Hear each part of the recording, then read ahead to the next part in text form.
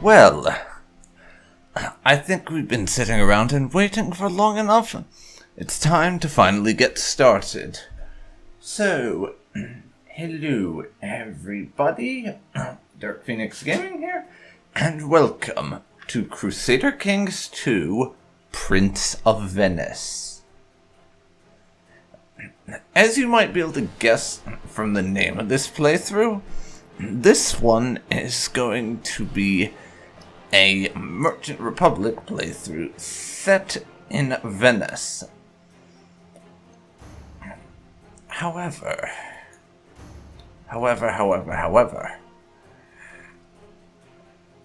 it's going to be a little bit different than probably what every single one of those type of playthroughs ever has been.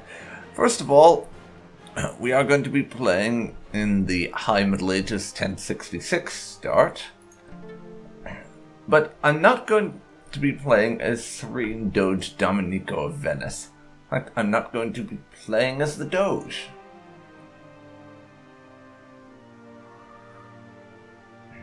We are going to be playing as one of the Patricians. Now, I thought for a while about doing character creation to make my own person, but decided against it in the end. We're going to be playing as Patrician Bono of Dandolo. Now, I'm going to be starting out as the head of one of the Patrician families. And then we'll just sort of work things up from there. My objectives in this playthrough are twofold.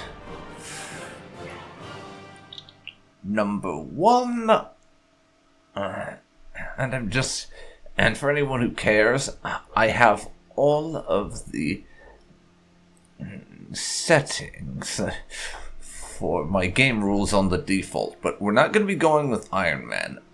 Just in case something happens that causes me to have to restart for some reason, I want to have the option to reload. But, as I was saying, our objectives in this playthrough are going to be twofold. And I haven't actually decided when we're going to end it, by the way. That's kind of up in the air. But our two objectives are that, number one, I want to become the Doge. That's kind of a given. Number two, I would like to become very, very rich.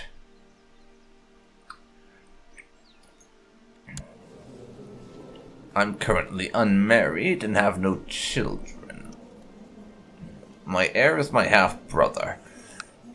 Time to get married and start making babies. But first, we have to set our character focus and ambition.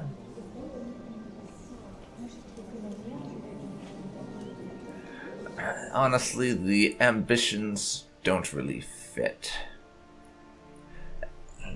considering that we're a patrician and not a feudal lord.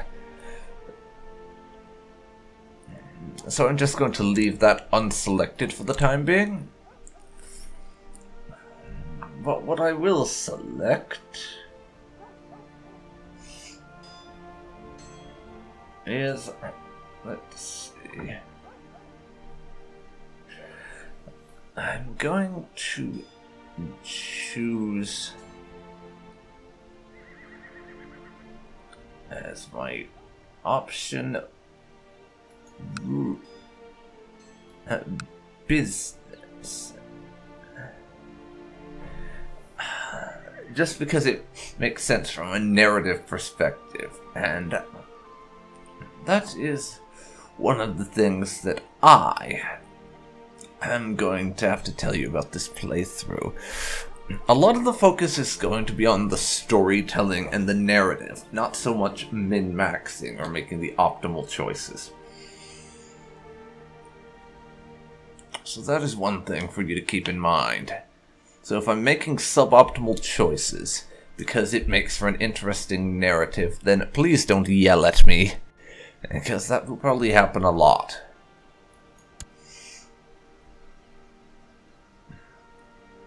The next thing we need to do is, as I said, get married. Let's see if there's anyone around here we can get, because our stats are kind of awful. We have no intrigue, our stewardship is terrible, our martial is terrible, our diplomacy is terrible.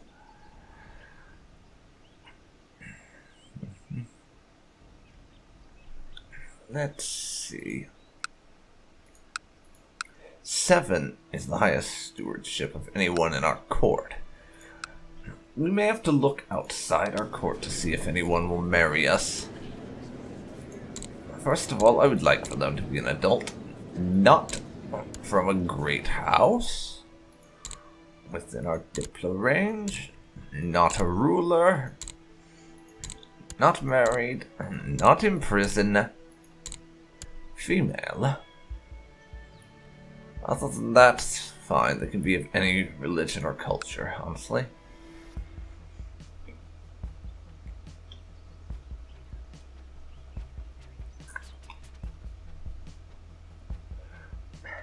But let's see if we can't find someone who would help us have appropriate children.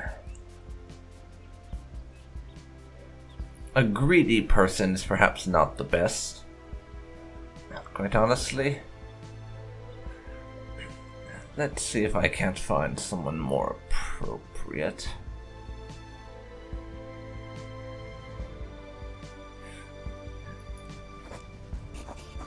You might do us.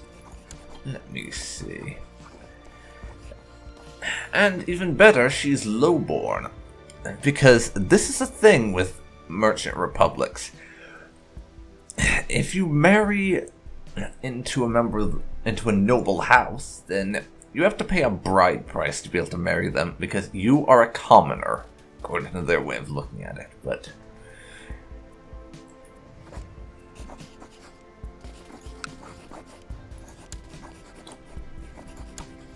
we are going to marry her. So, go on then. We have some designated titles we can grant, but that can wait. I also need a court physician. Speaking of court, we have a decent chancellor, a not-so-great marshal, an alright steward, a semi-somewhat kind of sort of passable spymaster, and the worst court chaplain in the history of court chaplains. Is this guy good at anything? No, he is not. Let us see if we can't come up with a appropriate replacement. Nope, there is no one in our entire damn court who would do as a replacement, quite frankly.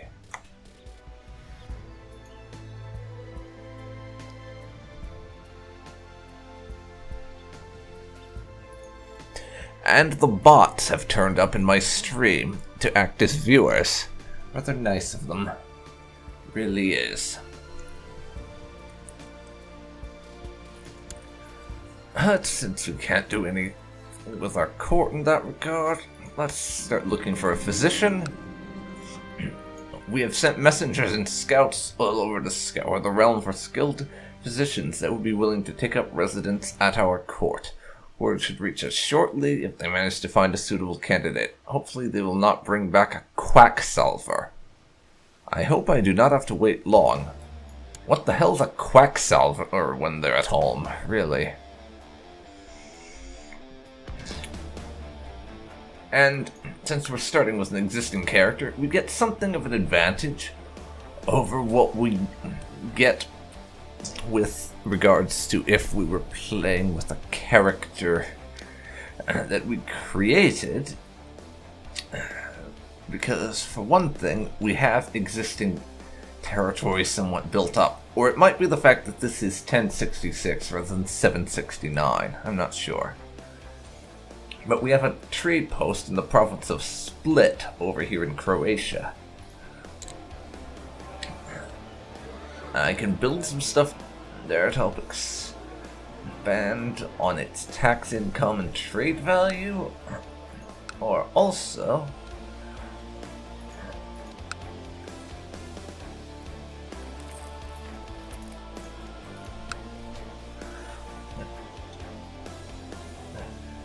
Or, in addition to that,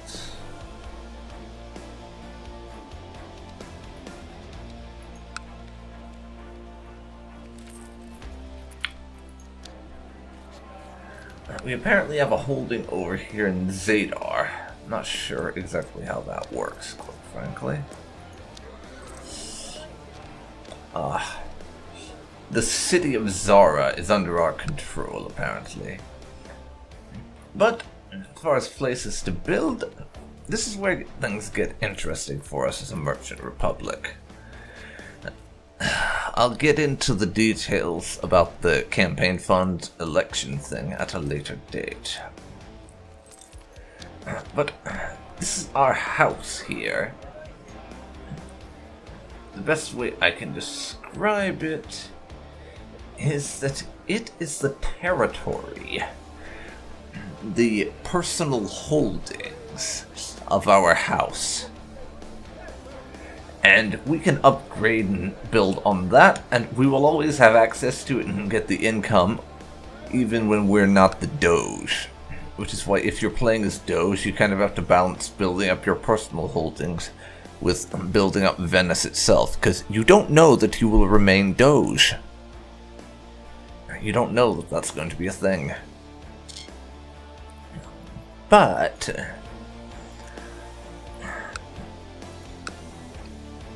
right now we are making about 5 gold every month. And the thing I would like to upgrade next is the mansion. That will increase our levy size and give us +6 to tax income.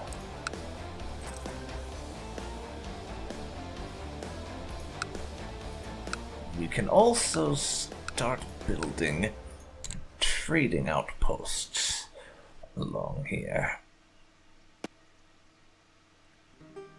I'm not seeing anything indicating how much money we would actually make off of it, is the only thing.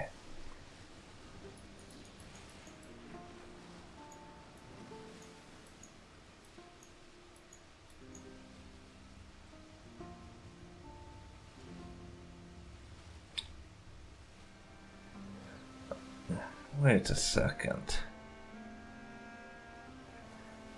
Is it just because it's too expensive, or is that saying that Constantinople is not located along a major trade route? If it is saying that, that would be ridiculous. But we need to start expanding and getting more trade going on. Because as I said, one of our objectives is to get rich. And we can't get rich without more trade routes. The Adriatic Sea has one.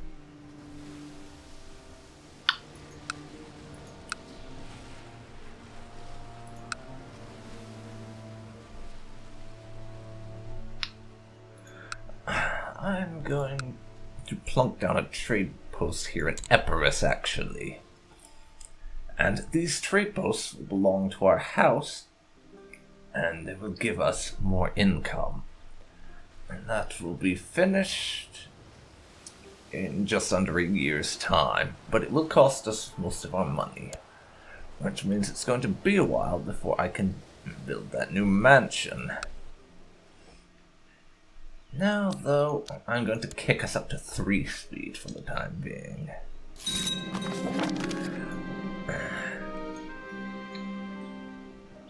Some random duke in the Holy Roman Empire, whose court our new wife belonged to, said we can get married. Could she just a commoner? He doesn't care. I could get either prestige or money. Right now, 42 gold or 25 prestige. We're making 3 prestige a month right now.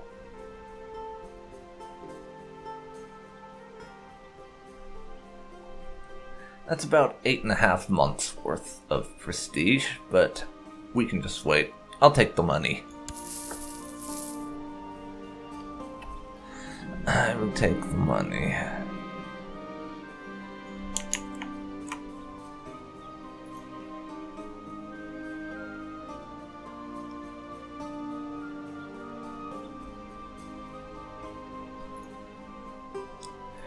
Anyways, we have our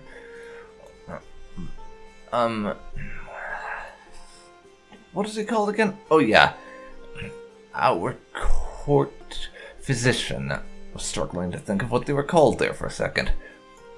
There reportedly lives a Slavic mystic not far from our borders. Even though he is a heathen, locals respect him and turn to him in times of need. When we say the mystic named Tvrukto is able to call healing spirits into the bodies of his patients, he would be willing to take up residence at your court for a small fee. That would cost us some piety.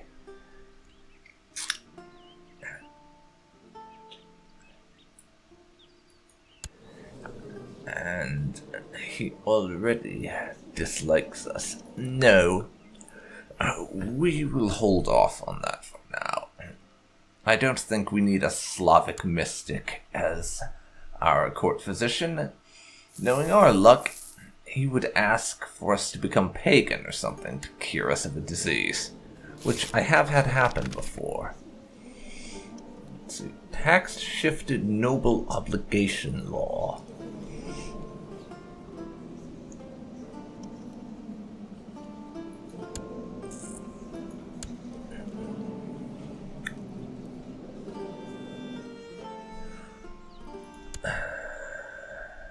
Does that just affect actual noble lords and such? Don't actually know. Let's see. Our opinion of the Doge is actually quite good. We like him and would probably like to suck up to him, so I am actually going to agree to this. We will approve the law.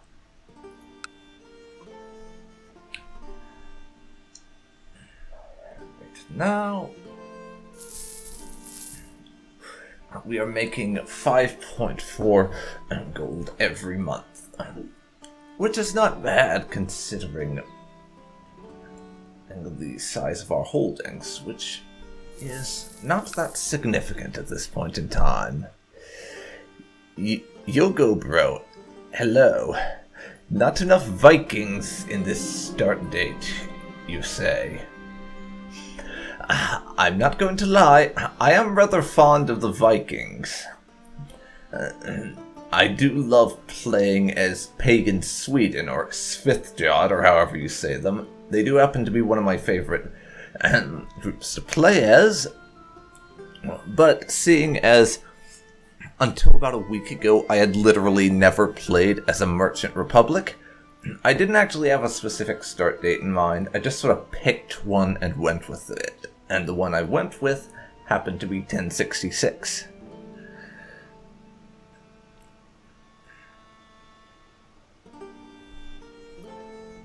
Okay. Satisfied with bread and water. We have become temperate. A group of hedge knights have come to visit us at Zara. Averado has met with them and asked for my reply. Welcome them with a lavish feast. I want to be gregarious. And we're not a rude person, so... Let's see. Prestige. Pay for some medication. Do we want to lose gold or... Turn up my mic pickup. Hang on a second.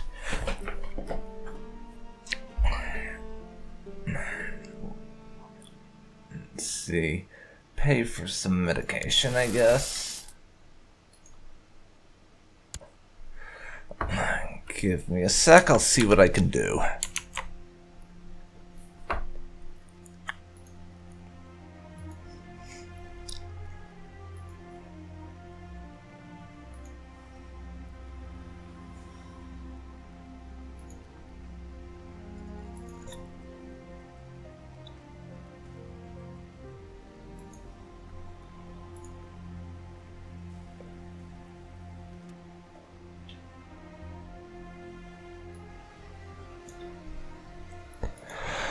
Okay, let me know if that's any better.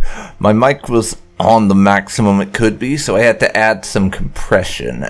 So just to warn you, this is kind of experimental, so there may be a little bit of audio hiss, and let me know if I need to up it anymore. Those settings may need to be worked on a little bit. Oh, good to hear. Let me know if there's any sort of hissing or anything. There probably will be, just because I get some hissing and what have you in my videos audio after I up their volume in Audacity, so I may have to tweak the settings a little. Just keep in mind this is kind of experimental. Okay, I've improved relations, and oh bloody hell, I forgot to give my council their jobs. For the time being, you can improve relations with Il Doge.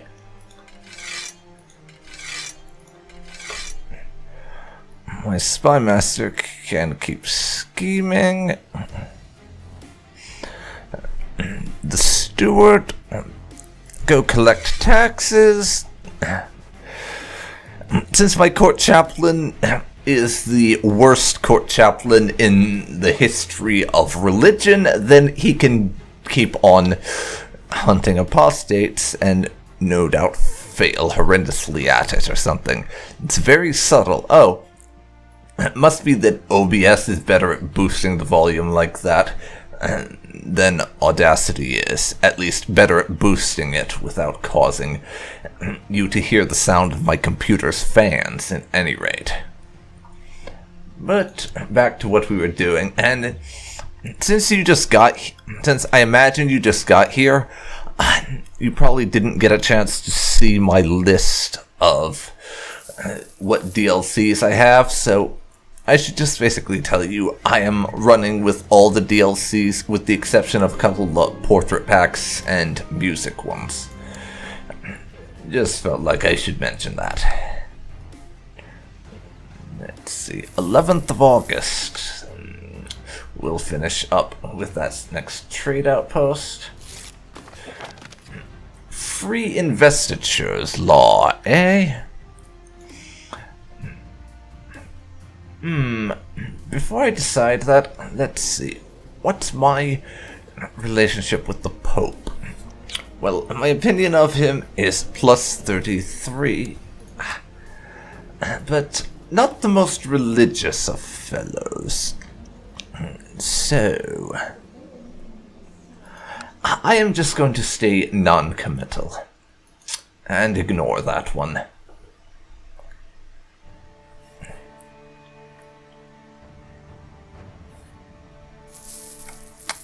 And keep on making money.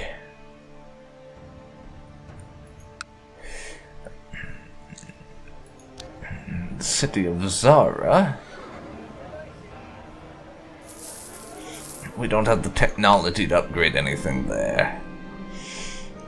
Ew. We've just learned that the captain of one of our trade galleys has been selling parts of his cargo to Morosini smugglers instead of delivering it as ordered. Apparently hoping the amount sold would be too small to be noticed. The captain and his crew have been jailed, but the thieving scum had already spent most of their profits on spirits and women. Honestly, can we trust no one?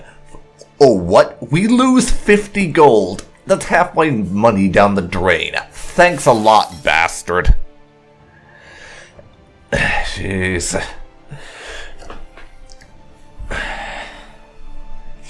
Time to start cracking the whip then, I think. It's going to take us months to make back. Jesus.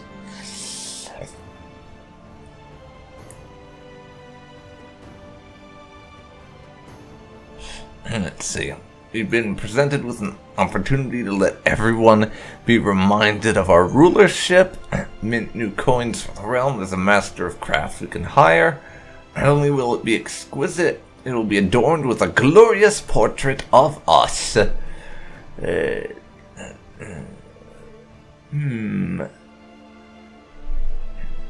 Let's check our traits for this. Gregarious, temperate, honest, zealous, humble, slothful, and a fortune builder.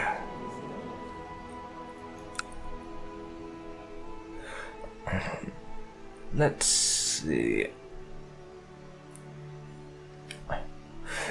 We're honest. I don't think an honest person would do this and just debase the mint with less precious metal to gain profit. But on the other hand, we're also a fortune builder, meaning we like to make money. And if we did this, that would put us into debt. So sadly, I must reject this. There is no need for additional currencies if it should bring us into debt. But apparently the King of Croatia does not like the fact that we have that territory in Zara and is trying to drive Venice out.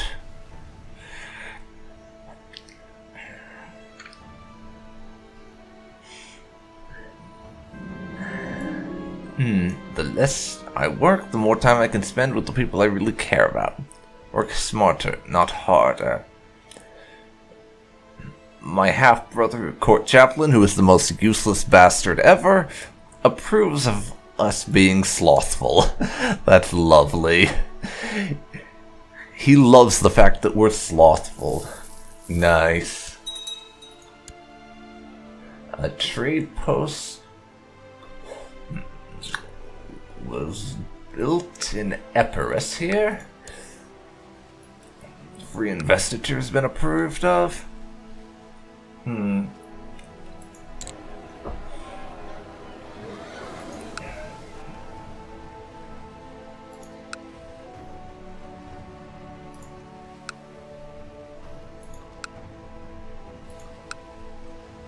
Someone else has a trade post in Rome. That's unfortunate.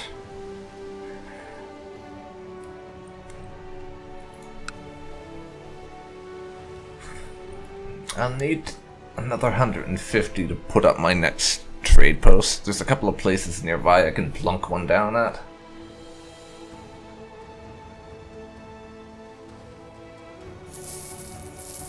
But we are up to 6 gold every month.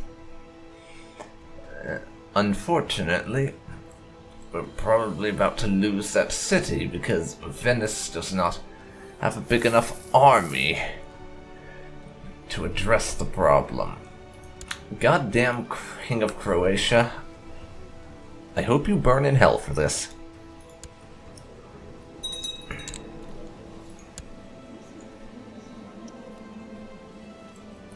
Let's see here.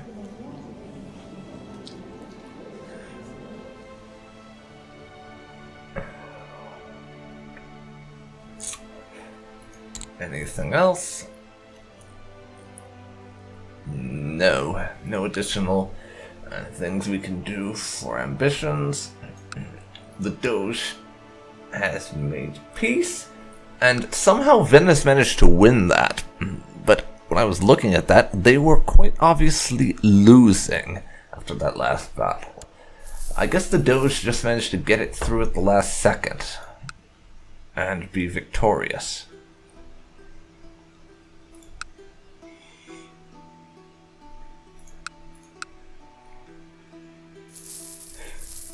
But for now, We are busy making money.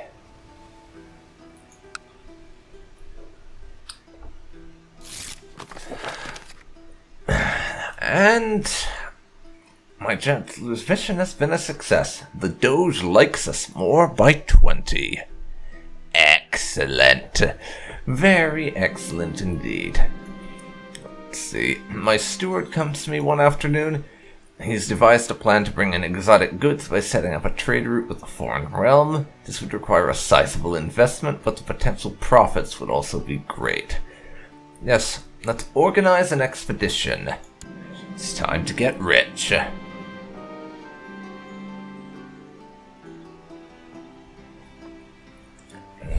Time has come to outfit a ship. The Harbor Master shows you a large ship with a sizable cargo hold that would be perfect. It does come at quite the hefty price. Well, again, playing an honest person, so I think that this is good. We will buy the ship, because that's the honest thing to do, rather than hiring bandits to steal it. Plus, bandits probably tend to be rather untrustworthy, and would screw us over after taking our money.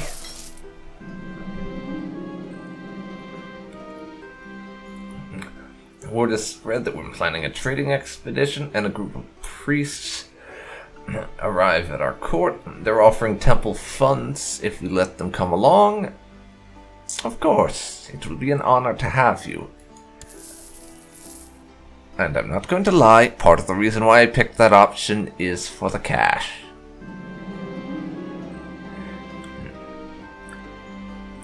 Time to set out on the expedition. Hopefully it will yield good profits to foreign lands.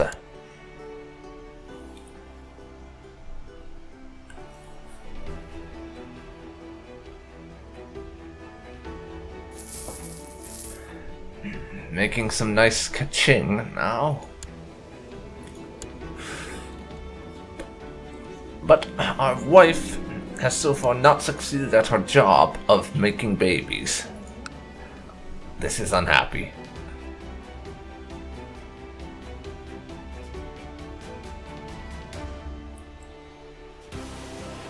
Let's see.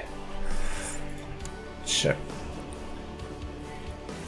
Again, we're not very religious. Our court chaplain's been discovered charging money for religious favors and putting the gold into his own pocket. But again, seeing as I'm not a very religious type of person, what we are going to be doing is just basically brushing it aside. We're a little bit miffed about the idea. But we just basically go, meh, I kind of understand, and it's only religion, kind of thing. Our expedition has reached the realm of High Chief Simolius. Our steward asks what gift we should bring forth as a token of friendship.